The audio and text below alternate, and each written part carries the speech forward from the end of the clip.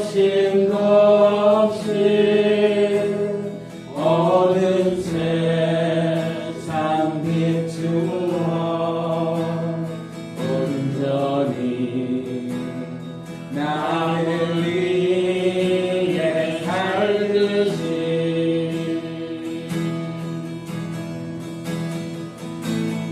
나의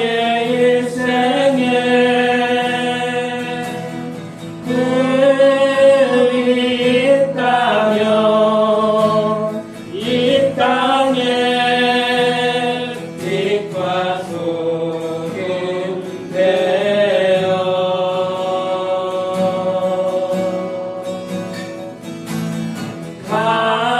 가난한 영혼 지친 영혼을 주님께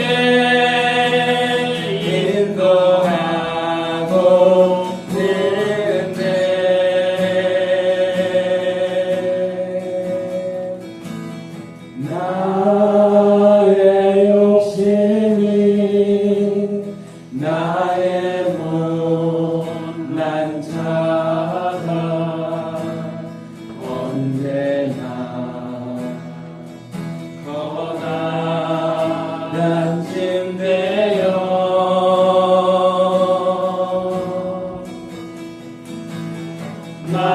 나를 짓눌러 마음을 본곳해 하니 예수여 나를 도와주소서.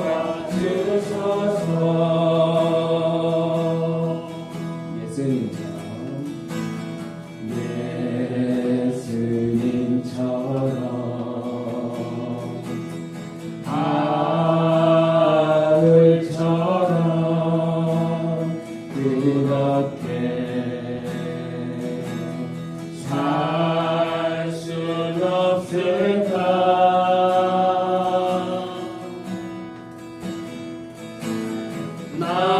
나를 위하여 당신들의 온몸을 온전히 버리셨던 것처럼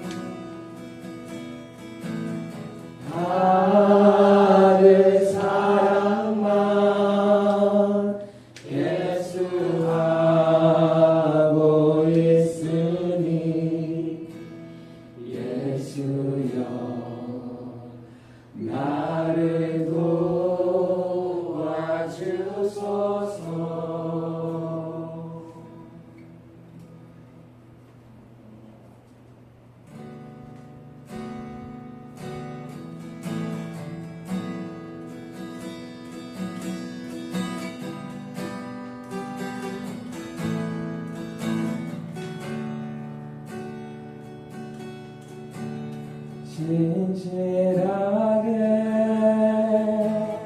진실하게 거룩하게 살게 하소서. 진실하게 진실하게 거룩하게 살게 하소서. 진실하게 진실하게 진실하게 거룩하게 살게 하소서. 진실하게 진실하게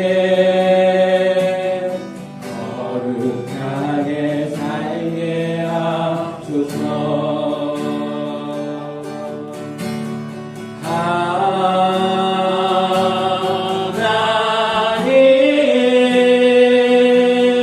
나의 나를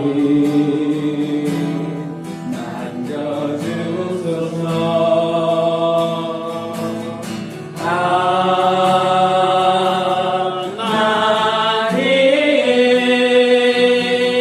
나의 영을 새롭게 하소서. 정말 진실하게 진실하게 진실하게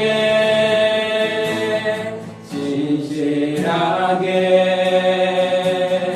거룩하게 살게 하소서. 진실하게 진실하게 거룩하게 살게 하소서.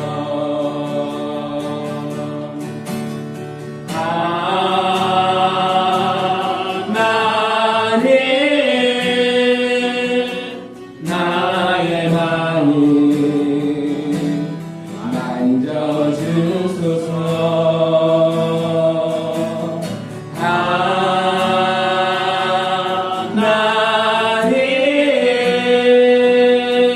나의 영혼 새롭게 하소서. 하나님 나의 기도 들어주소서. 나의 기도 들어주소서. 하나님 주의 길로 인도하소서. 진실하게 진실하게 진실하게 진실하게 거룩하게 살게 하소서.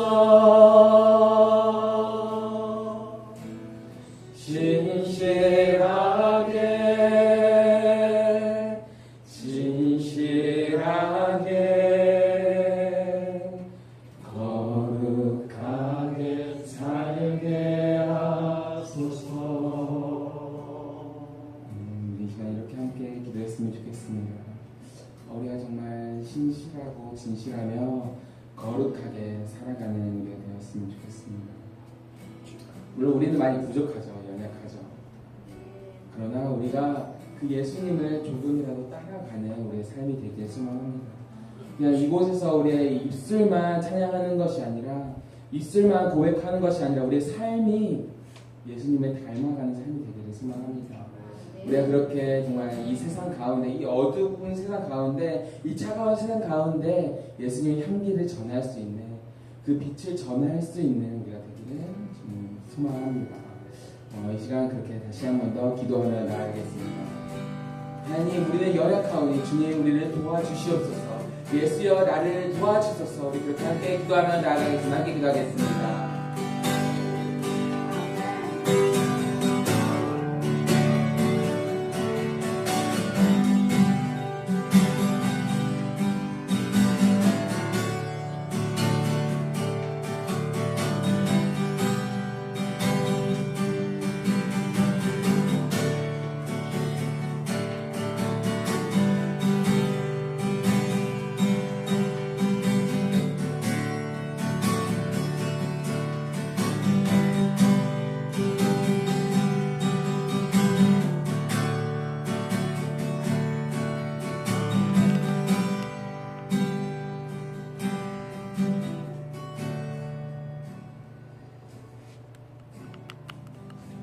우리 주 예수 그리스도의 은혜와 하나님의 사랑과 성령의 교통하심이 여러분과 함께 하시기를 축복합니다. 다 같이 사도신경으로 우리 신앙을 고백하겠습니다. 전능하사 천지를 만드신 하나님 아버지를 내가 믿사오며 그 외를 우리 주 예수 그리스도를 믿사오니 이는 성령으로 잉태하사 동정녀 마리아에게 나시고 본디오 빌라도에게 고난을 받으사 십자가에 못 박혀 죽으시고 장사한 사흘 만에 죽은 자 가운데서 다시 살아나시며 하늘로 사 전능하신 하나님 우편한 자 계시다가 저로서 산자와 죽은 자를 심판하러 오시리라. 성령을 믿사오며 거룩한 공예와 성도가 서로한 것과 죄를 사하여 주신 것과 몸이 다시 산 것과 영원히 산 것을 믿사옵나이다. 아멘. 찬송드립니다. 338장 찬송 부르시면서 준비하시는 분과 함께 하겠습니다.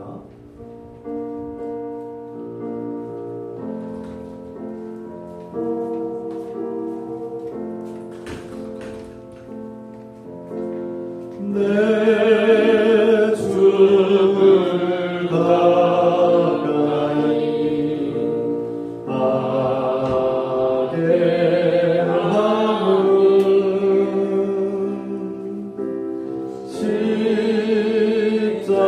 십자가 짐 같은 고생이나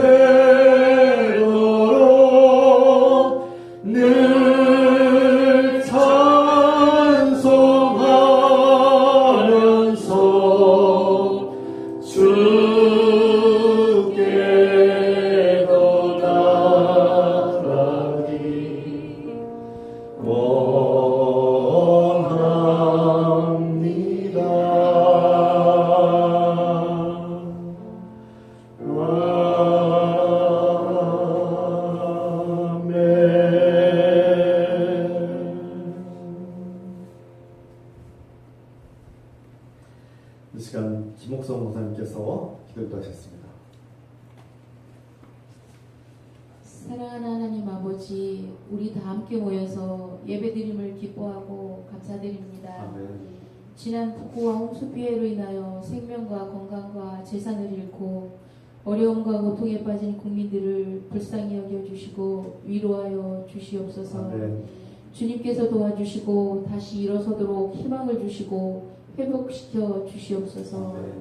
그 재앙 속에 우리 사랑하는 우리 형제 자매들, 우리 정말 우리 가족들 정말 더욱더 기운 잃지 않게 하시고 하나님 앞에 올바로 서게 하시고 성령 안에서 똘똘 뭉치게 하시고 여러 가지 어려움 속에서 좌절하지 않게 하시고 하나님만 믿고 바라며 앞으로 늘 전진하며 나아갈 수 있는 저희들 될 수 있도록 인도하여 주시옵소서. 세상의 어려움을 한탄하지 않게 하시고 그것으로 절망하지 않게 하시고 늘 주님이 우리를 품어주시고 사랑해 주시는 것을 믿고 의지하고 감사하게 하시고 찬양으로 하나님께 올려드릴 수 있는 저희들 될 수 있도록 인도하여 주시옵소서.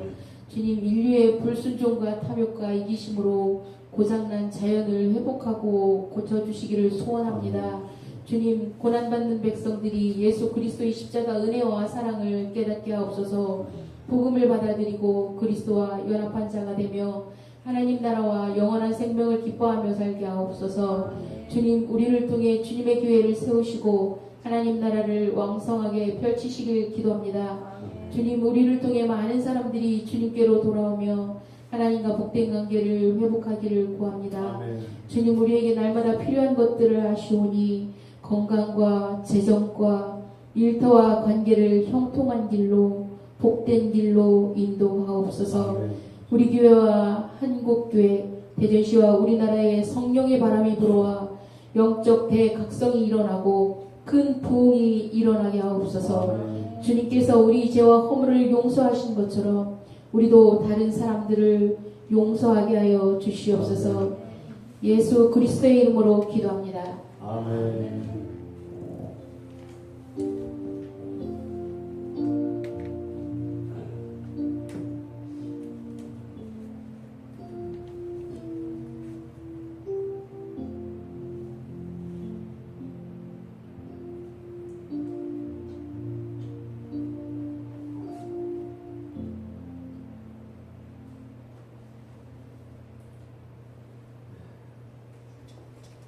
주의 이름으로 인사합니다. 주의 이름으로 사랑합니다. 반갑습니다. 반갑습니다. 반갑습니다. 사랑합니다. 축하합니다. 사랑합니다. 반갑습니다. 오늘은 성령 강림후 6째 주일입니다. 다음 주일은 성령 강림후 7째 주일이 되고 드립니다. 일상과 관계 속에서 복음이 싹트기 기도합시다. 8월 연합예배가 있습니다. 8월 10일 주일에 11시 예배 대전 장로교회 예배당에서 함께 연합예배를 드리기로 했습니다. 여러분 주소 참고하시고 많은 참여 부탁드립니다. 자세한 것들은 나중에 다시 추후에 알려드리겠습니다. 우리 다 함께 다시 한번 기도할 텐데요. 우리 기도 훈련이기도 하고 또 서로를 위해서 중보하는 기도 시간입니다. 우리 아프신 분들 위해서 기도해 주시고 성령의 역사가 일어나서 치유 역사, 아프신 분들이 치유되고 회복되고 또 우리 교회가 이 나라가 큰 부흥을 얻으시도록 기도합시다. 사랑하는 하나님 아버지, 성령의 역사가 일어나고 성령의 능력으로 치유되길 기도합니다. 성령께서 우리와 함께 하시고 충만히 임재하셔서 아픈 자들, 병든 자들이 치유되고 회복되게 하시고 고통에서 해방되게 하셔서 주님, 몸과 마음이 아픈 분들, 우울증과 공황과 수많은 장애와 어려움들로 마음의 고통과 시련을 겪고 있는 자들에게 주님 해방과 치유와 평화를 주셔서 몸이 병들고 고통 속에 질병 속에 투명 중에 있는 환우들을 불사해 주시고 성령의 능력으로 치유하시고 회복시키시며 강건하게 하나님의 은혜 가운데서 건강을 누리시도록 축복하시고 은혜를 베푸소서. 주님, 우리 교회를 비롯해서 이 나라 한교회가 큰 부흥이 일어나고 영적 대박을 일어나시도록 축복하시옵소서. 우리를 통해서 큰 부흥이 일어나게 하시고 큰 부흥을 위해서 우리를 사용하여 주셔서 우리를 통해서 일하시고 우리를 통해서 큰 부흥역사가 영적 테라스가 일하시도록 축복해 주셔서 대전시의 수많은 죄인들이 하나님을 믿지 않는 자들이 수많은 자들이 주님께로 돌아오며 회개하며 주님의 제자가 되어 놀라운 역사를 하시도록 그날을 보게 하여 주십시오. 주여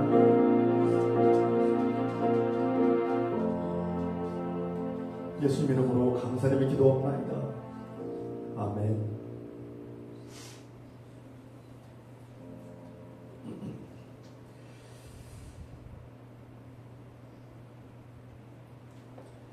이 시간은 하나님께서 주신 말씀을 함께 나누겠습니다.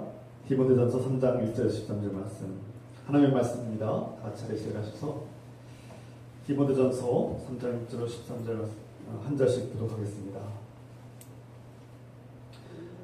미쁘다 이 말이요 곧 사람이 감독의 직분을 얻으려 함은 선한 일을 사모하는 것이라 하미로다. 그러므로 감독은 희망치 않으며 한 아내의 남편이 되며 절제하며 신중하며 단정하며 나그네를 접대하며 가르치기를 잘하며 술을 즐기지 아니하며 구타하지 아니하며 오직 관용하며 다투지 아니하며 돈을 사랑하지 아니하며 자기 집을 잘 다스려 자녀들을 모든 공손함으로 복종하게 하는 자라 할지며 사람이 자기 집을 다스릴 줄 알지 못하면 어찌 하나님의 교회를 돌보리요. 새로 입교한 자도 많으니 교만하여져서 마귀를 정죄하는 그 정죄에 빠질까 하니요. 또한 외인에게서도 선한 증거를 얻은 자라야 할지니 비방과 마귀 올무에 빠질까 염려하라. 이와 같이 집사들도 정중하고 일부이언을 하지 아니하고 술에 인박하지 아니하고 더러운 일을 탐하지 아니하고 깨끗한 양심에 믿음의 비밀을 가진 자라야 할지니 이에 이 사람들을 먼저 시험하여 보고 그 후에 책망할 것이 없으면 집사의 직분을 맡게 할 것이요. 여자들도 이와 같이 정숙하고 모함하지 아니하며 절제하며 모든 일에 충성된 자라야 할지니라. 집사들은 한 아내의 남편이 되어 자녀와 자기 집을 잘 다스리는 자이시니 함께했습니다.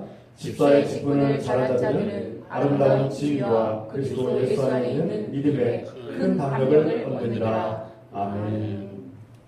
잘한다시고 합니다.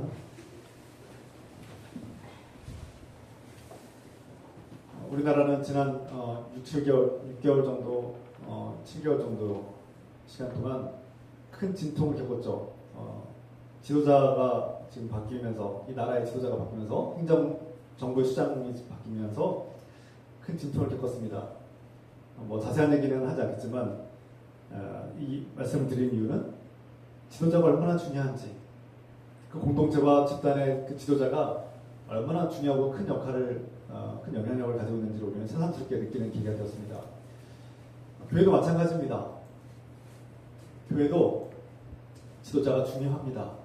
그래서 사도 바울은 여러 가지 복음을 굳건하게 지키고 교회를 온전히 세우기 위해서 지금 당부하고 있는데 그 중에서도 교회와 복음을 잘 지키기 위해서는 교회 리더, 교회 지도자를 잘 세워야 된다는 것을 분명히 말씀하고 있고 자세하게 가르치고 있습니다.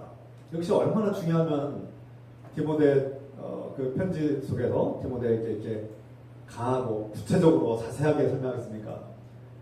이것은 교회를 살리느냐 어떤 생존과 교회를 세우는 매우 중요한 일이기 때문에 교회 리더, 교회 지도자를 세우는 일을 이렇게 자세하게 가르치고 있습니다. 우리가 이미 알고 있다시피 교회 공동체 지도자를 세우는 일은 결코 쉬운 일은 아닙니다. 우리가 경험해봤지 않습니까? 쉬운 일이 아니에요. 중요하지만 또 어려운 일이기도 하죠. 사도 바울은 디모데에게 편지를 쓰고 그 교인들에게 함께 이 편지를 나누게 했는데 교회 지도자를 세우는 일이 얼마나 중요한가를 우리 강조하고 있는데 오늘날 이 말씀은 오늘날 현대 교회에도 적용되고 있습니다. 똑같이는 적용되지 않더라도 그 시대와 지역과 국가와 문화가 다 다르죠. 그 2000년 가까이 된 세월이 지났고 역사도 다르고 지역도 문화도 다릅니다. 그런데 사람의 근본적인 성향과 복음을 따르는 어떤 교회의 원리와 이런 삶의 원리와 지친 기준들은 여전히 적용될 수 있습니다. 2000년 전의 사람들이나 오늘날 우리가 살아가는 사람들이나 똑같습니다. 본질은 비슷합니다. 큰 변화가 없어요. 그리스도인들은 모든 우리가 하고 있는 모든 자격들은 하나님의 은혜로 이루어졌다고 고백해야 합니다. 사도 바울은 앞서서 이미 디모데전서 우리가 앞에서 말씀을 나눴죠. 나의 나된 것은 전적으로 하나님의 은혜로다. 무슨 뜻입니까? 사도 바울이 이방인의 선교사가 된 일, 그리고 교회를 세우는 일, 선교하는 일, 사도가 된 일, 이 모든 것은 사도 바울이 노력해서 얻은 것이 아니라, 그가 훌륭해서 얻은 것이 아니라 하나님의 전적인 은혜로라, 하나님의 전적인 은혜 때문이다라고 고백하고 있습니다. 죄인 중에 괴수인 자신이 하나님을 대적했고 예수 그리스도를 핍박했고 그의 제자들을 잡아 죽인 납작섰던 사도 바울은 자신을 죄인 중에 괴수라고 고백하면서 동시에 자신이 그것은 예수 그리스도를 만나기 이전에, 예수 그리스도를 알기 이전의 삶이었고, 이제 내가 예수 그리스도를 알고 나는 거듭났고 새로운 사람이 되었고 예수 그리스도의 제자가 되고 사도가 되었고 하나님께서 사용하시고 하나님 나라와 이방의 선교를 위해서 사용하는 위대한 선교사로 이렇게 나를 부르셨다고 고백하는 것이죠. 그런데 우리가 오해해서는 안 될 것이 있습니다. 사도 바울이 그렇게 앞에서 이 모든 것이 하나님의 은혜라고, 우리는 자격이 없다고, 내 자격이 있어서 된 것이 아니라 모든 것은 하나님의 은혜로 되었다고 고백하고 또 가르치면서 동시에 교회 공동체 지도자를 선출하고 뽑고 세울 때는 조건이 있다는 겁니다. 앞서서는 은혜로 됐다, 은혜로 되는 거 아니냐라고 말하지만 오늘 3장에서는 교회 지도자를 세울 때는 분명한 조건들이 있다고 우리에게 가르칩니다. 거기에는 지도자의 직분을 감당할 수 있는 하나님께서 주신 능력, 우리가 은사라고도 말하고 카리스마, 선물이라고도 말하고 능력이라고 말하죠. 능력, 하나님께서 주신 능력이 있어야 됩니다. 그리고 동시에 인격이 갖춰져야 된다. 이것을 또 다른 말로 표현하면 그가 복음을 적용하고 있는지를 그 삶을 통해서 봐야 된다는 겁니다. 그가 하나님의 복음을 예수 그리스도의 복음을 믿고 있을 뿐만 아니라 그 복음이 그 삶에 작동하고 일하고 있고 움직이고 그 증거가 있는가를 보라는 겁니다. 그래야만 교회 지도자가 되시다는 거예요. 여기서 교회 지도자는 좀 우리가 13절까지 읽었는데 포괄적입니다. 아포스는 감독이라는 교회 지도자, 오늘날 목사로 대변 뜻이죠. 그런 교회 지도자를 의미한다면 중간에는 디아코니아, 집사라고 이렇게 표현했습니다. 집사. 우리나라는 이제 디아코니아는 섬기는 자, 디콘, 섬기는 자인데 집사로 표현했어요. 이 표현 무엇입니까? 교회 지도자, 포괄적인 것이죠. 교회 직분을 맡는 자들, 교회 리더, 교회를 공동체 섬기는 자들은 이런 원리와 이러한 원리와 이런 가치들이 적용돼야 된다고 말씀하고 있는 거예요. 그러니까 목사뿐만 아니라 장로님들, 오늘날 권사님들, 집사님들, 교회 직분을 맡은 사람들은 이 말씀을 유념해야 된다고 가르치고 있는 것입니다.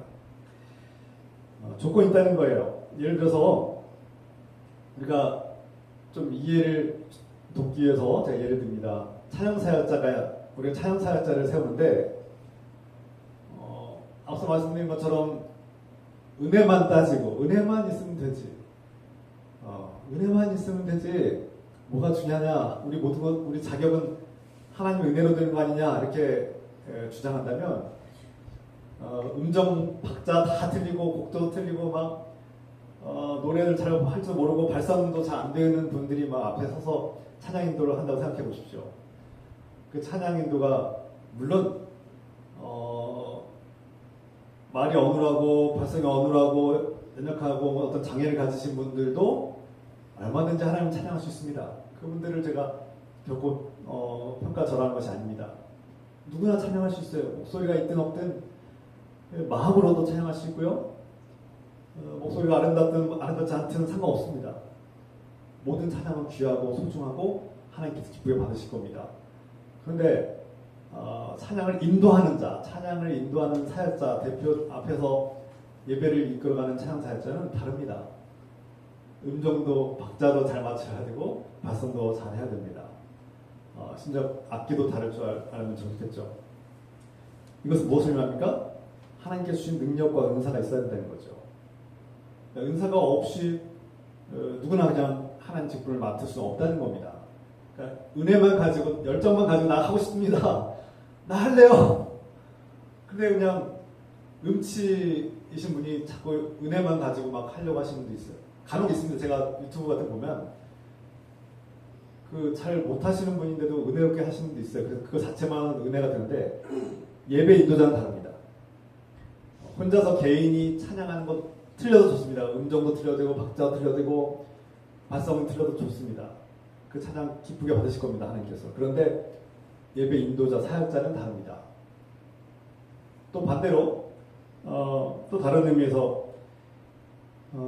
우리가 아무리 음정, 박자, 곡조, 발성이 다 좋고 찬양을 아무리 잘할지라도 음악의 재능이 뛰어날지라도 그의 인격에 문제가 있다면, 그의 삶에 문제가 있다면, 범죄가 있다면, 하나님 말씀과 하나님 복음을 거부하고 그 하나님 말씀에 따르지 않고 살고 있다면 아무리 능력 있고 뛰어난 인도자, 찬양 사역자일지라도 우리가 예배 인도하는 그 사람을 볼 때마다 우리는 시험을 낼 겁니다. 마음에 유혹이 생기게 되고 전염성이 강해서 다른 사람들에게도 악영향을 끼치게 될 겁니다. 그래서 우리는 하나님께 주신 능력도 있어야 되고 그의 인격, 그의 삶에서 하나님의 말씀과 복음이 작동되고 있는 증거가 있어야 된다는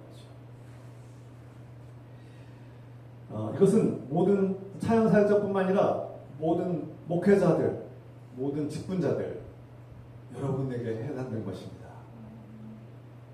아무나 우리 한국 사회가 과거에 제가 좀 가슴 아픈 고백을 하자면 한국 사회가 직분을 너무나 남발하지 않았는가 돌아보게 됩니다. 제가 최근에 어떤 분 소식을 들었는데 새신자인데 교회 예배 생활을 한 적이 없고 이제 신앙 생활을 한 지 6개월밖에 안 됐는데 벌써 집사가 됐어요. 벌써 집사님이라고 불려요. 가자마자 한 2주 만에 세례받고 한 3개월만 있으면 집사가 돼요. 1년도 안 됐는데 집사가 됐대요. 벌써 집사님이 있어요. 그분한테 내가 복음이 뭡니까? 그러면 모른대요. 예수 믿음 복받고 구원받는다 그 말만 조금 이제 대충 알고 있는데 성경도 읽어본 적이 없어요. 성경도 한 번도 읽어본 적이 없어요. 그런 분을 교회 집사로 세워요. 과연 목사들이 제정신인가? 왜 그럴까? 거기에 탐욕이 있습니다. 왜 그럴까? 가만히 생각해보면 거기 탐욕이 있어요. 사람 붙잡으려고. 성경대로 하지 않는 거예요. 디모데전서에 분명히 사도 바울은 그렇게 하지 말라고 가르치고 있어요. 그렇게 하지 말라. 제가 좀 남겼지만 그렇게 하면 안 된다고 가르치고 있어요. 그런데 다 무시합니다. 왜 그렇습니까? 그 사람 붙잡으려고. 한국 사람들이 직분에 약하거든요. 과장님, 부장님, 사장님 이 호칭에 굉장히 약한 특성이 있습니다. 한국 사람들. 그냥 호칭이 없으면 직분이 없으면 되게 여러 가지 복잡한 과정이 있는데요.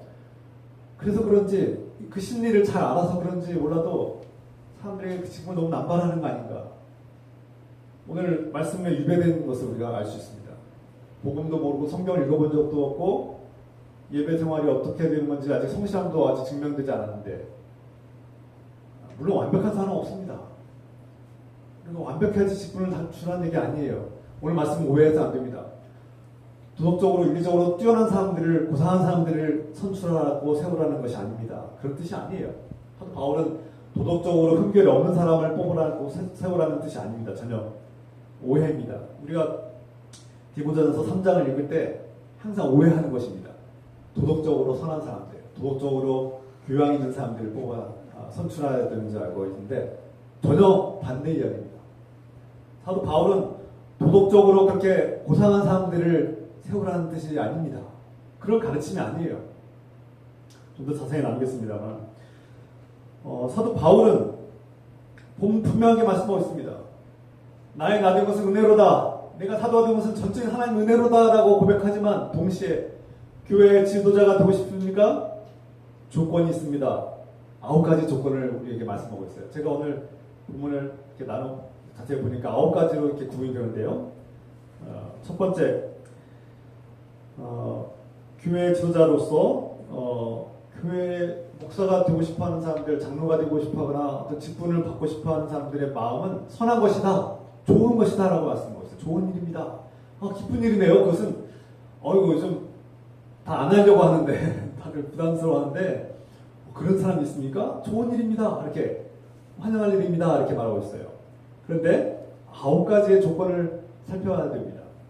은혜만 가지고 열정만 가지고는 안 됩니다. 첫 번째, 교회 안에서 또 밖에서 평판이 좋아야 합니다. 좀 더 구체적으로 가정과 교회와 교회 밖에서 사회생활까지 두루두루 평판이 좋아야 됩니다. 무슨 뜻입니까? 도덕적인 평판을 말하는 것이 아닙니다. 다른 사람들이 비난할 만한 흠결이 있는지 우선 살펴볼 텐데 그것은 그 사람이 교회 지도자로서 존중받을 수 있는 사람인가, 본받을 만한 사람인가, 아니면 신뢰할 수 있는, 동시에 신뢰할 수 있는 사람인가를 보라는 겁니다. 이것은 또 다른 말로 표현해서 그가 하나님을 믿고 예수 그리스도를 믿는 사람으로서 복음을 받아들였는데 그 복음을 받아들이는 사람으로서 그 삶의 복음이 작동되고 적용하고 삶의 증거가 있는지를 보라는 겁니다. 이게 핵심입니다. 자꾸 도덕적으로 고상한 사람, 도덕적으로 흠결이 없는 사람, 도덕적으로 깨끗한 사람을 그렇게 세우라는 것이 아니에요. 성경에서 자꾸 오해해서는 안 되는 것들이 도덕적으로 자꾸 바리새인들처럼 그 사람이 주일 예배 잘 지켰어, 헌금 잘했어, 봉사도 하잖아. 물론 훌륭한 일입니다만 그것은 겉으로 보이는 도덕적인 수준에서만 그 사람을 평가하는 겁니다. 사도 바울이 자꾸 주목하라고 강조한 것은 그의 삶 속에 복음이 그의 마음과 삶과 생각을 움직이고 그 복음이 그 삶 속에 움직이는 것을 보라는 겁니다. 그런데 평판을 얘기하는 이유는 교회 안에서나 밖에서나 존중받고 신뢰할 만한 사람이 되어야지만 그 말씀이, 그 복음이 신뢰성이 있고 전해질 거 아닙니까? 그래야 전도가, 선교가 이루어지지 않겠습니까? 이런 사람을 지도자로 세우라는 겁니다. 그러니까 나 혼자 주일 예배 잘 지켰어요. 저 평생 동안 수십 년 동안 주일 예배 잘 지키고 헌금 잘했습니다. 이렇게 해서 저 이제 목사가 되겠습니다. 이렇게 되는 것이 아니라 정말 복음을 그 삶 속에 적용하고 그 복음을 사랑하고 있는가를 보라는 겁니다. 두 번째, 배우자와 가족에게 헌신하는지를 살펴라. 사도 바울은 다른 모든 성경에서도, 서신서들에서도 항상 예수 그리스도의 복음을 증거한 다음에 가장 먼저 우리에게 명령합니다. 배우자와 사랑의 관계, 존중의 관계를 맺어라. 이렇게 한마디로 표현하면 그렇습니다. 에베소서 1장에서도 예수 그리스도와 교회, 그리고 하나님 나라를 향해서 헌신하고 수고하라고 이렇게 가르치면서 나중에 마지막에 복음을 다 증거하고 진리를 증거한 다음에 가장 첫 번째 나온 것이 배우자와 관계를 회복하라. 예수 그리스도 안에서 복음을 적용하는 삶을 살아라. 그것이 무엇입니까? 서로 사랑하고 존경하는 삶이다. 가장 먼저 배우자를 보라는 겁니다. 그래서 이걸 도덕적으로 평가하는 것이 아니라, 도덕적으로 저 사람이 어떤 년이 이것을 평가하는 것이 아니라 정말 배우자와 복음 안에서 그와 예수 그리스도 안에서 한 몸을 이루고 있는가, 서로를 존중하고 사랑하는가, 헌신하고 있는가, 이것이 복음을, 그 사람 삶 속에 복음이 작동되고 있고 예수 그리스도를 따르는 삶이 적용되는 것을 보게 된다는 것이죠. 직분을 맡았는데 그 가족을 보고, 특히 배우자와의 관계, 부부관계를 보고 보면은 그의 영성을 상당히 알 수 있다는 거죠. 그리고 우리가 아무리 숨기려고 해도 배우자는 가장 잘하고 있습니다. 그가 정말 예수 그리스도를 사랑하고 따르고 있는지, 아니면 거짓으로 그냥 그런 척하고 있는 것인지, 겉으로만 그렇게 하는 것인지를 배우자는 잘 알죠. 가족들은 잘 알고 있습니다. 그래서 배우자와 그 가족들에게서 정말 존중받고 있고, 그 사람은 정말 하나님 믿는 사람입니다. 내 남편, 내 아내는 하나님 믿는 사람 맞아요. 네, 완벽하지 않을 수 있습니다. 완벽하지 않을 수 있어요. 다 완벽하지 않으면 어떻겠습니까? 다 다 품격이 있고 연약한 사람들인데 내 아내, 내 남편은 예수 그리스도의 복음을 믿는 사람이 분명합니다. 그리고 그 복음을 따라서 그렇게 살아가고 있는 사람이 맞습니다. 이런 헌신의 증거가 있어야 된다는 것이죠. 여러분, 그래서 우리 교회 지도자를 세울 때 목회자, 목사뿐만 아니라 장로님, 권사님 이렇게 세울 때 배우자와의 그 관계 서로 존중하고 아껴주고 헌신하는가 이것을 잘 봐야 된다는 거예요. 그것은 단순히 도덕적인 훈계를 찾는 것이 아니라 그 속에서 하나님의 복음이 작동되고 있는가를 보라는 증거를 보라는 것이죠. 그리고 자녀들에게서 자녀들로부터 존중받고 있는가 자녀들도 잘 알죠. 부모님이 하나님을 정말 사랑하고 복음을 따르고 있는가 아니면 복음과 상관없이 자기 마음대로 세상의 기준대로 자녀들을 돌보고 적용하고 있는가. 주일 예배는 매주 드리고 헌금도 잘하시는데 심지어 봉사도 잘하시는데 자녀들을 대할 때 폭력적이고 강압적이고 세상의 방식대로 너는 공부해야 돼. 날만 공부만 가르치고. 물론 공부해야죠. 그리스도인도 공부해야죠.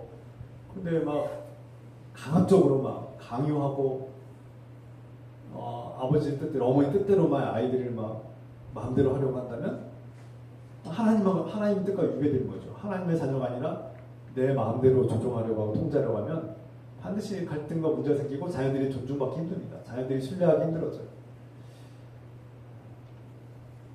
세 번째, 복음과 말씀을 잘 가르칠 줄 알아야 된다. 복음과 말씀을 누구와도 지식적으로도 훌륭할 뿐만 아니라 잘 가르칠 줄 아는 사람이 되어야 된다는 겁니다. 앞서 말씀드린 것처럼 찬양 사역자가 자꾸 음정도 박자도 전혀 무시하고 막 찬양을 마음대로 부른다면 문제가 생기게 되죠.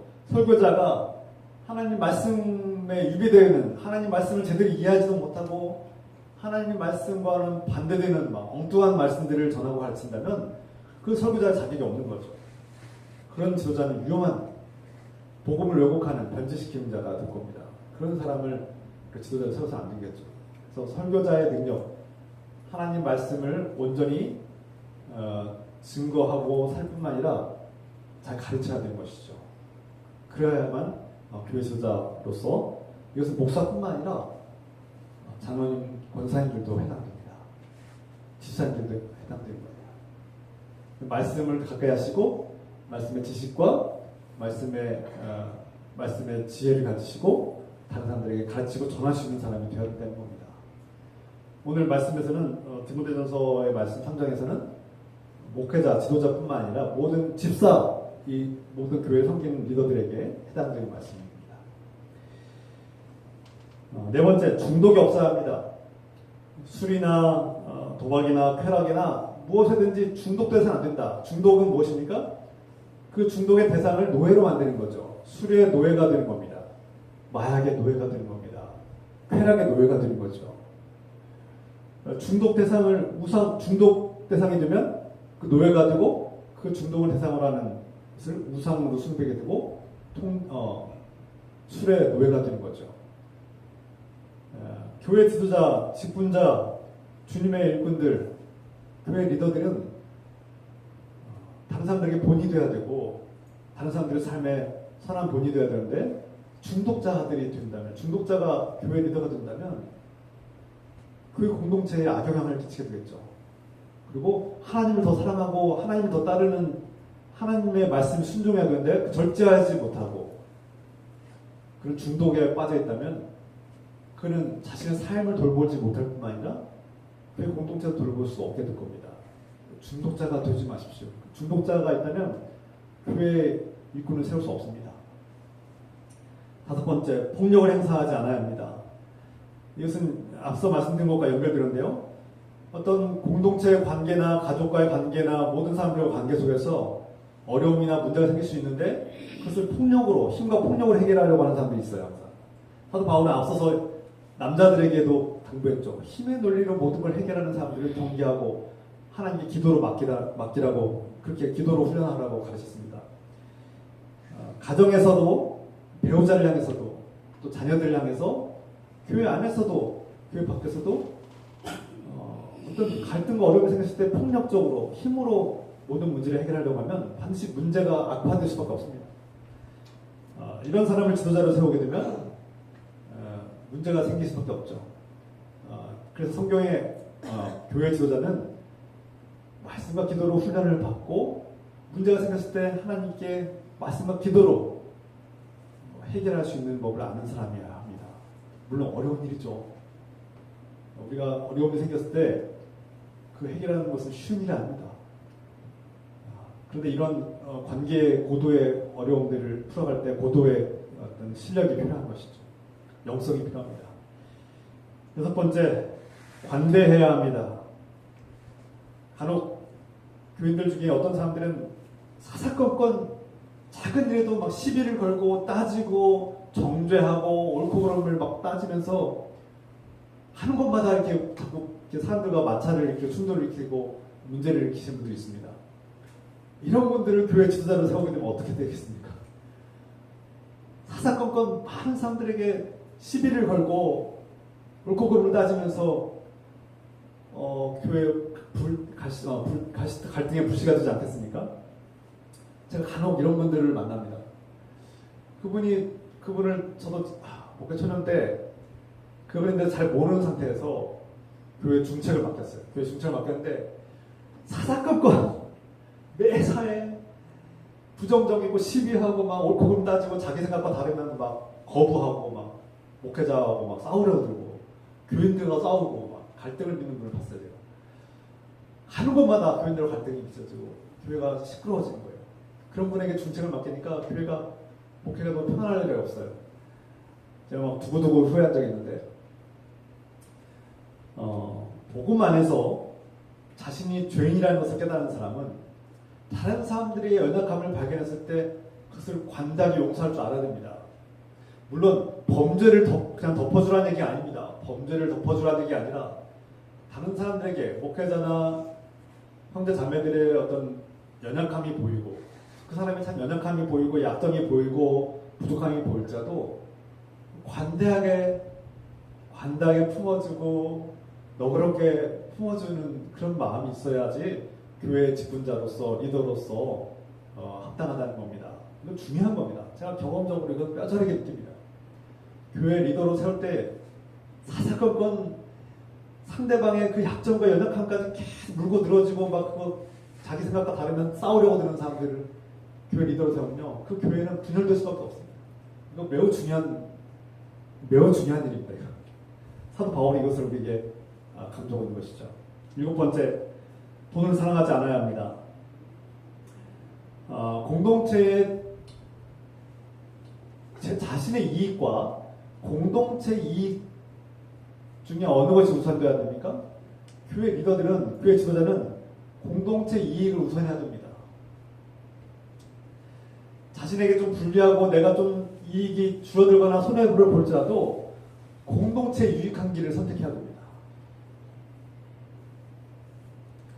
그런데 자신의 이익을 앞세우고 공동체의 이익보다 자신의 이익을 앞세운 사람은 교회 지도자로서 또 교회 일꾼으로서 세우면 안 됩니다. 이것을 우리가 명심하고 분별할 줄 알아야 되죠. 우리 그리스도인들은 돈 그 자체가 수단이고 도구이라는 것을 알고 있습니다. 그런데 동시에 이 돈은 사람을 지배하는 힘이 있습니다. 사람을 지배하고 우상이 되는 힘이 있습니다. 이것을 명심해야 합니다. 돈은 그냥 돈이죠. 수단이고 그건 중립적인 건데 도구인데 아닙니다. 거기서 끝나지 않았을 때가 많습니다. 돈은 사람들을 통제하고 지배하고 우상이 되고 하나님 자리에 앉으려고 합니다. 이것을 우리가 알고 명심해야 합니다. 돈을 뭐 위험한 것처럼 막 나쁜 것처럼 여길 필요 없겠지만 저는 여러분들이 돈을 많이 벌기를 원합니다. 하나님께 주신 능력으로 할 수만 있다면 돈을 잘 버십시오. 돈을 잘 벌고 여러분들의 능력을 잘 활용해서 사업을 잘하고 일을 잘하고 투자를 잘해서 돈을 많이 벌기 원합니다. 하나님께서 그것을 악하다고 보지 않습니다. 그런데 자꾸 돈의 유혹에 넘어가고 그 돈이 하나님 자리에 앉게 하고 그 돈을 하나님보다 더 사랑하는 자는 하나님의 교회 지도자로서 하나님 일꾼으로서 교회 직분자로서는 부적절하고 위험합니다. 이런 사람은 우리가 경계하고 분별하고 멀리해야 될 것입니다. 이것을 물론 어떻게 알아야 됩니까? 이건 어떻게 알아야 돼요? 우선은 그가 돈을 사랑하는지 아닌지를 그 삶을 봐야죠. 그 가족들에게 그 돈을 어떻게 사용하고 있는지. 너무 인색하다는 것도 돈을 우상 숭배하는 거고요. 돈을 벌벌벌 떠는 거, 돈 한 푼에 벌벌 떠는 것도 인색하다는 것도 돈을 우상하고 있다는, 돈을 우상 숭배하고 있다는 뜻이고요. 반대로 지나치게 생활에 맞지 않게끔 과소비하고 막 이렇게 사치스러운 것들을 좋아하는 사람도 돈을 숭배하고 있다는 증거이기도 합니다. 그러니까 양쪽 다 극단적으로 치우치는 것들을 보면 그가 돈을 어떻게 숭배하고 있는지를 알 수 있는 것이죠. 그리고 뇌물을 좋아하는 리더, 뇌물을 좋아하고 다른 사람들에게 돈을 요구하고 돈 받기를 좋아하는 그런 리더나 지도자들은 문제가 있다는 겁니다. 돈을 숭배할 가능성이 매우 크죠. 8번째, 자신과 가족을 스스로 돌볼 줄 알아야 합니다. 자신의 가족을, 자신의 배우자, 자녀들을 자꾸 돌보지 못해요. 우리가 가만히 지켜보는데 가족을 책임지지 않아요. 가족을 자꾸 다른 사람들에게 의지하고 알아서 하라고 그러고 막 세상적인 말로 자기 팔은 자기가 흔드는 거야 하면서 배우자한테 생활비도 주지 않고 네가 알아서 살아, 막 자녀들에게 네가 알아서 살아 방치하고 자녀들이 필요한 것들을 채우지도 않고 책임감이 없고 의무를 하지 않는 그런 사람들은 교회의 살림살이도 맡길 수 없습니다. 교회의 영적인 리더로서의 리더를 맡길 수 없는 거죠. 그래서 가족을 돌보는 법을 보면은 교회를 돌보는 것과 연결됩니다. 그래서 오늘 사도 바울이 5절 말씀에 이렇게 얘기합니다. 가족을 돌볼 줄 모르는 사람이 어떻게 교회를 돌보겠느냐? 그러므로 너희는 교회 지도자, 직분자를 세울 때 가족을 돌보고 책임감을 가지고 가족을 세세하게 잘 돌볼 줄 아는 사람을 교회 지도자를 세워라. 그러므로 우리는 교회 지도자를 세울 때 가족을 돌보는 사람을, 가족을 잘 돌볼 줄 아는 사람을 세워야 합니다.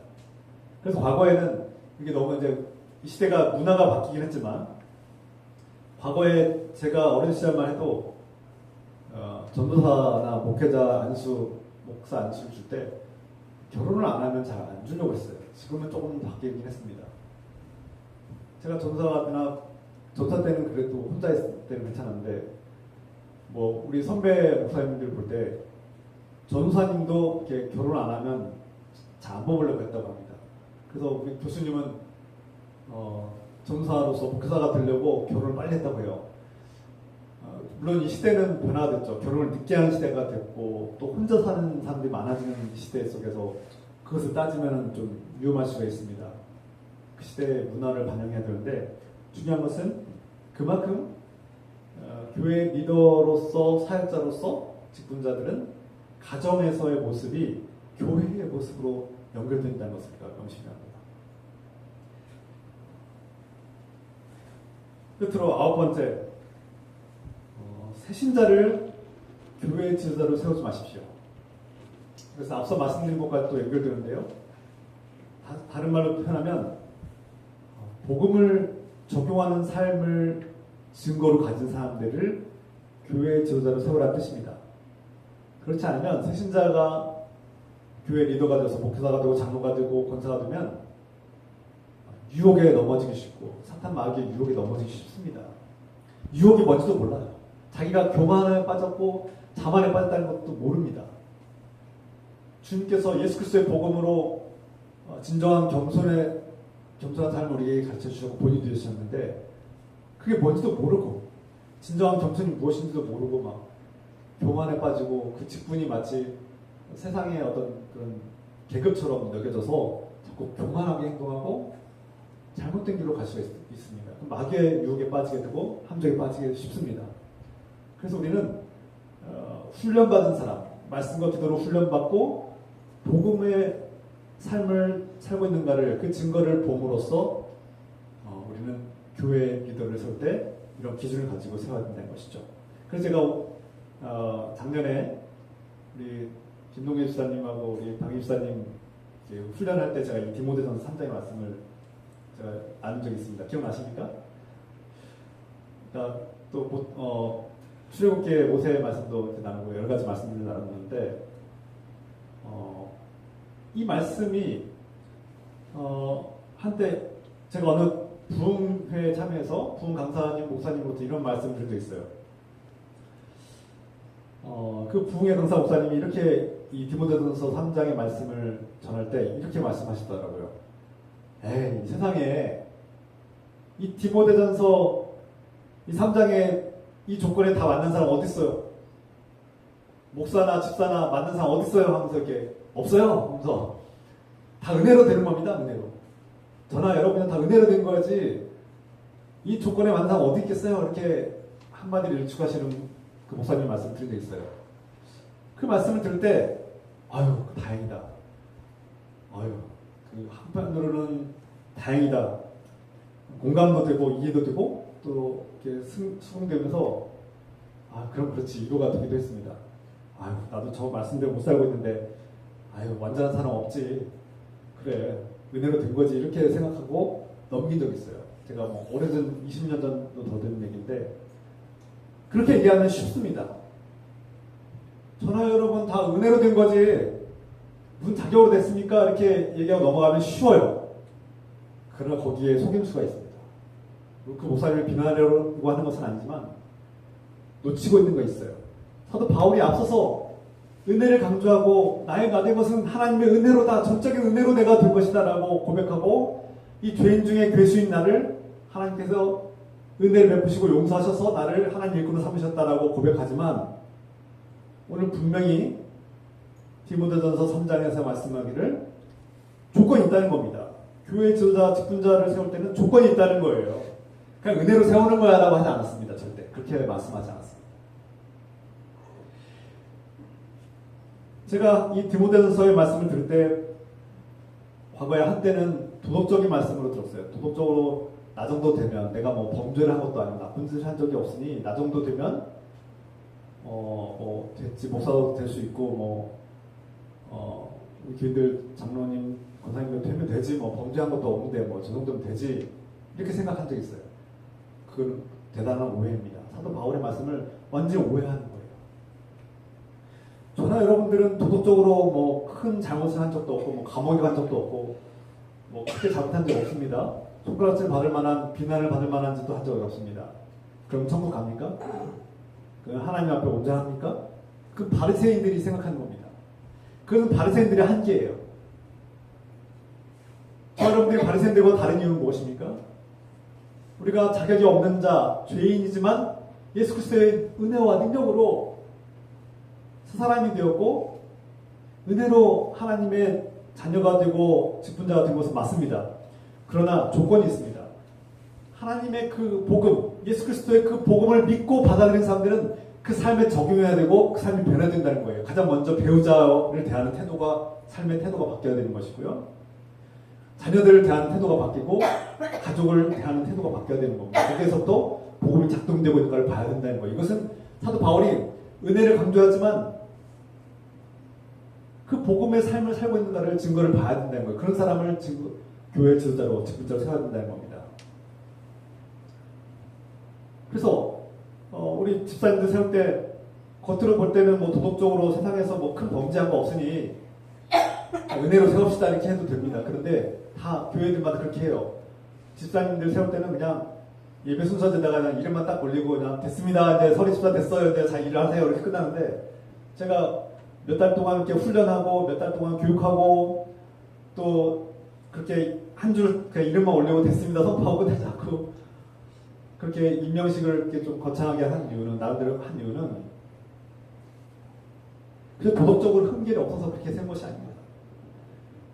두 분의 삶 속에 정말 복음이 살아있고 복음에 대한 고백이 있었고 또 그 삶이 과거에 예수 그리스도를 믿기 전의 삶과 완전히 변화된 삶을 살고 있다는 것을 내가 보았기 때문에 수년 동안 지켜보았고 그 증거를 보았기 때문에 교회 집사를 세운 겁니다.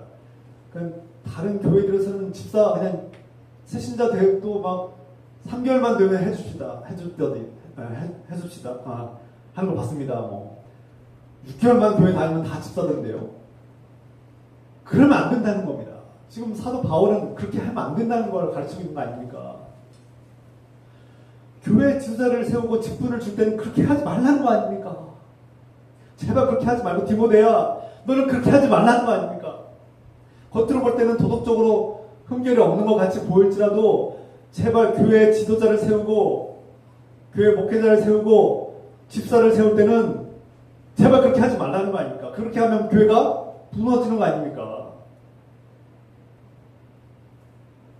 다른 교회들 가보니까 저도 여러 교회를 최소한 6, 7개 교회를 제가 전도사 때부터 전도사 부목사 시절을 때 다 출입하는데 교육 안 하더라고요. 교육을 안 해요. 교육해도 한 2, 3주 교육하다가 많이 해야 2주? 대충 그냥 하고 도덕적으로 흠결 없으니까 그냥 집사 그냥 쉽게 세우고 막 새신자들도 다 집사 하는데 그렇게 하지 맙시다. 적어도 우리 교회는 집사를 세울 때 3개월은 교육받고 최소한 8주 이상 교육받고 수년 동안 최소한 2, 3년 동안 지켜보고 그 삶에 변화가 있는가, 예수 그리스도의 복음을 적용하고 있는가, 가족들에게 예수 그리스도의 복음을 믿는 자로서의 증거가 있는가 풀어봐야 된다는 것입니다.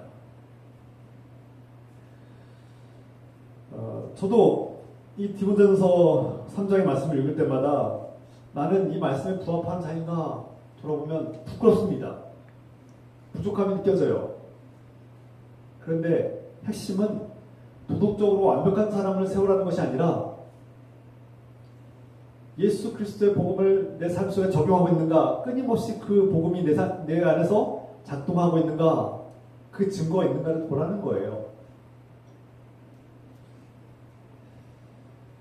앞으로 우리 교회 앞으로 부흥하고 교회 많은 일꾼들을 세울 텐데 우리가 나는 20년을 신앙생활했고 내가 여기에 공을 세웠는데 내가 수십 년 동안 신앙생활을 해왔는데 내가 교회 리더가 되어야 하지 않겠습니까? 라고 우기는 분들이 있을 수 있습니다.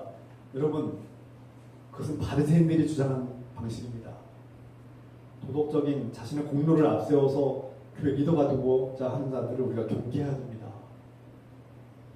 미안한 얘기지만 내가 그렇게 오랫동안 충성하고 헌신해왔는데 무시당한 것 같다고 여겨질까봐 제가 죄송한 마음이 들지만 교회 리더를 세울 때는 그렇게 세워서 안 되는 겁니다. 바리새인들처럼 세월과 공로와 봉사 연수와 그런 주일 예배 횟수 물론 그것들은 다 눈에 보이는 기준들이 되겠지만 가장 중요한 것은 복음을 적용하는 삶의 증거가 있느냐입니다. 사도 바울의 이 말씀들을 가만히 돌아보면요, 몇 가지 조건, 9가지 정도로 조건들을 우리가 내세웠지만 핵심은 무엇입니까? 예수 그리스도를 본받는 사람을 선출해야 된다는 말씀하고 있는 겁니다. 예수 그리스도는 어떤 분이셨습니까? 이사야 9장 6절의 7절 말씀처럼 한 아기가 우리에게 낳고 한 아들을 우리에게 주신 바 되었는데 그의 어깨에는 정사를 메었고 그 이름은 기묘자라 모사라 전능하신 하나님이라 영존하시는 아버지라 평강의 왕이라 할 것이야. 그 정사와 평강의 더함이 무궁하며 또 다윗의 왕자와 그의 나라에 군림하여 그 나라를 굳게 세우고 지금 이후로 영원히 정의와 공의로 그것을 보존하실 것이다. 왕으로 오셨다는 겁니다. 위대한 왕, 하나님께서 보내주신 위대한 왕으로 오신 분.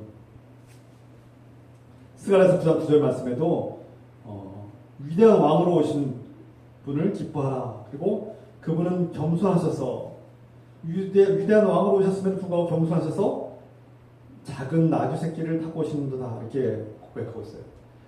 이 말씀은 다 이루어졌습니다. 예수 그리스도 안에서 다 이루어졌죠. 응답받았습니다. 예수님께서 제자들에게 너희는 사람을 낚는 어부가 되라. 사람을 낚는 어부가 되게 부르시는 예수님. 아버지를 버리고 떠난 둘째 아들, 그 아버지를 거부한 둘째 아들을 찾아가셔서 그들을 품으시고 용서하시고 그들을 아버지께로 데려오시는 큰형과 같은 분, 바로 그분이 예수님. 그런 분이 예수님이시죠. 제자들의 발을 씻기시는 예수님. 선생님은 제자들 앞에 군림하는 모습이었으나 예수님은 제자들의 발을 씻깁니다. 제자들이 당황하죠. 아니, 선생님이 어떻게 우리의 발을 씻기십니까? 낮아지시는 예수님, 겸손하신 예수님, 그분이 바로 진정한 리더십을 우리에게 보여주고 있습니다. 진정한 리더, 진정한 지도자는 그렇게 낮아지는, 섬기는 리더십을 보여줍니다. 자신들의 제자들을 친구로 삼으시는 예수님, 제자들을 친구로 부르시는 예수님, 죄인들의 친구가 되시는 왕. 누가복음 7장 34절 말씀처럼 예수는 죄인들의 친구로다 이렇게 사람들이 수군거립니다. 그러나 그 유대한 왕은 바로 죄인들의 친구가 되어주시는 분이시죠. 죄인들과 어울릴 줄 아는 분입니다. 죄인들과 낮아지시고 그 죄인들과 서슴없이 다가가셔서 친구가 되어주시는 그런 분이 바로 교회 리더가 되어야 한다는 것이죠. 말씀과 진리를 지키기 위해서는 사탄 마귀와 맞서 싸우시고 승리하는 강한 용사와 같습니다. 요한복음 16장 33절 말씀처럼 내가 세상을 이겼노라. 강하고 담대하라. 우리의 멍에를 대신 짊어지시는 예수님. 우리가 잘 알고 있듯이 죄인들을 살리기 위해서, 자신의 백성을 살리기 위해서 십자가를 짊어지시는 예수님은 위대한 왕이시지만 우리의 죄를 대신 짊어지시는, 죄인의 짐을 짊어지시는 그런 왕이시죠. 사도 바울이 이렇게 9가지 특징들을 조건으로 우리에게 가르쳐줬지만 이것은 궁극적으로 본질적으로 예수님의 모습을, 예수님의 인격과 삶을 본받으라는 말씀에 담겨 있습니다. 저와 여러분들이 우리 교회 리더로, 지도자로, 또 앞으로 하나님의 직분자로 세울 때 이 말씀이 우리 안에 이루어지길 소망합니다. 그래서 우리 교회를 비롯해서 한국 교회가 예수 그리스도를 닮은 그리스도인들이, 예수 그리스도를 닮은 지도자들이 예수님의 리더십을 본받는 그런 직분자들이 세워지기를 우리 주 예수 그리스도의 이름으로 축원합니다. 기도합시다. 사랑의 하나님 아버지, 오늘 우리는 디모데전서 3장의 말씀을 통해서 교회의 지도자, 교회의 직분자를 세울 때 어떻게 해야 되는지를 배웠습니다.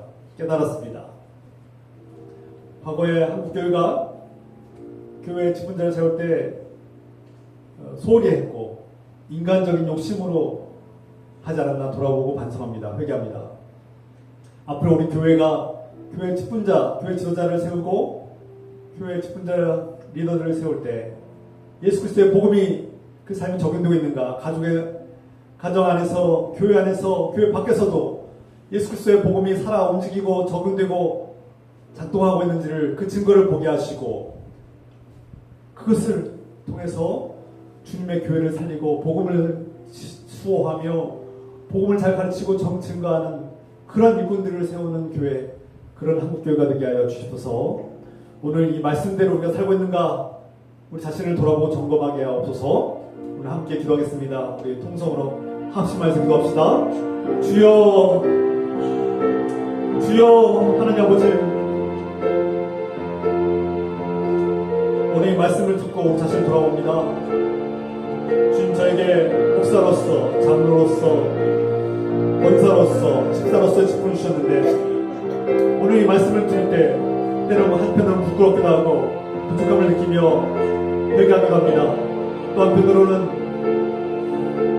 내가 하나님의 직분을 맡은 것이 하나님의 은혜로 이루어졌고 동시에 하나님의 은혜를 받은 자로서 이 직분을 감당할 때에 하나님의 능력이 필요합니다. 성령의 능력으로 채워주시고 성령의 능력으로 감당하게 하시며 또한 동시에 주님, 내가 주의 복음을, 그 복음의 은혜로 세움받았사온데 복음의 삶을 살고 있는가, 내 삶에 복음이 작동되고 내 삶에 복음이 적용되고 있는가, 내가 복음을 따르며 살고 있는가를 돌아보게 하시고 가정에서부터 변화되게 하시고 직분자로서 가정에서 모험이 되게 하시고 본인이 되게 하시며 교회 안에서도 또 교회 밖에서도 복음을 증거하는 본이 되고 복음을 적용하는 삶을 사시도록 축복하여 주시옵소서. 주님, 내 삶 속에 복음이 살아 움직이게 하여 주시옵소서. 주님, 내 삶 속에 복음이 작동하게 하여 주시옵소서.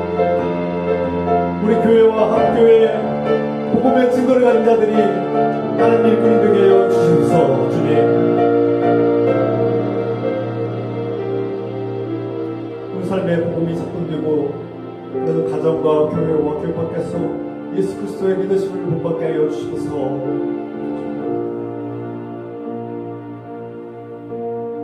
사랑의 하나님 아버지, 우리는 부족합니다. 연약합니다.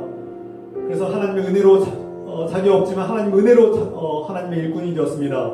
그러나 동시에 이제 예수 그리스도의 복음을 받은 자로서, 예수 그리스도의 은혜를 받은 자로서 하나님의 복음을 증거하고 작동하고 그 복음이 내 삶에 적응되어서 복음의 열매를 맺고 다른 사람들에게도 복음의 본이 되는 삶이 되게 하옵소서.